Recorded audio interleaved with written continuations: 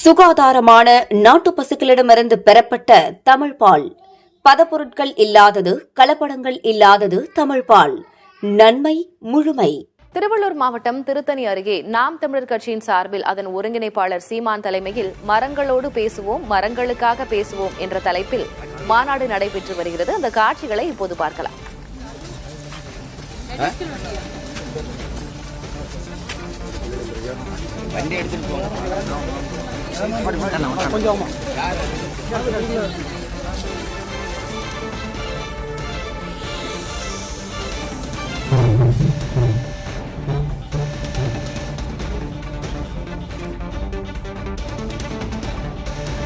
இதுகுறித்த கூடுதல் விவரங்களை வழங்குவதற்காக செய்தியாளர் முருகேசன் இணைந்திருக்கிறார். முருகேசன், முதல்ல ஆடு மாடுகளுக்கான மாநாடுன்னு ஒன்று நடைபெற்றது. தற்போது மரங்களோடு பேசுவோம், மரங்களுக்காக பேசுவோம் அப்படின்ற ஒரு முன்னெடுப்பு. என்ன நோக்கம்?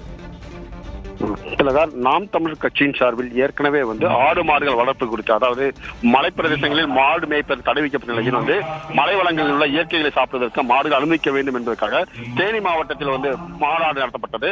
அதனை தற்போது மரங்கள், அதாவது சுற்றுச்சூழல் அணி சார்பாக மரங்களை காப்போம், மரங்களோடு பேசுவோம் என்ற தலைப்பில் திருவள்ளூர் மாவட்டம் திருத்தணி அருகே உள்ள அருங்குளத்தில் இந்த மாநாடு தற்போது நடைபெற்றது. முன்னாள் சென்னை மாநகராட்சியின் முன்னாள் மேயர் சைதை துரைசாமியின் சொந்தமான வெற்றி தோட்டம் என்ற இடத்தில் இந்த மாநாடு நடைபெற்றது. மிகுந்த அடர்ந்த காடுகள் நிறைந்த இந்த பகுதியில் தற்போது இந்த மாநாடு தொடங்கி நடைபெற்று வருகிறது. இந்த மாநாட்டின் முக்கிய நோக்கம் என்னவென்றால் வளங்களை, வளர்ச்சி திட்டங்கள் என்ற பெயரில் இயற்கை வளங்களையும் மரங்களையும் வெட்டுவதை தவிர்க்க வேண்டும், அதனால் ஏற்படக்கூடிய பாதிப்புகள் குறித்து இந்த மாநாட்டில் சிறப்புரையாற்றிருக்கிறார் சீமான் அவர்கள். விவரங்களுக்கு நன்றி முருகேசன்.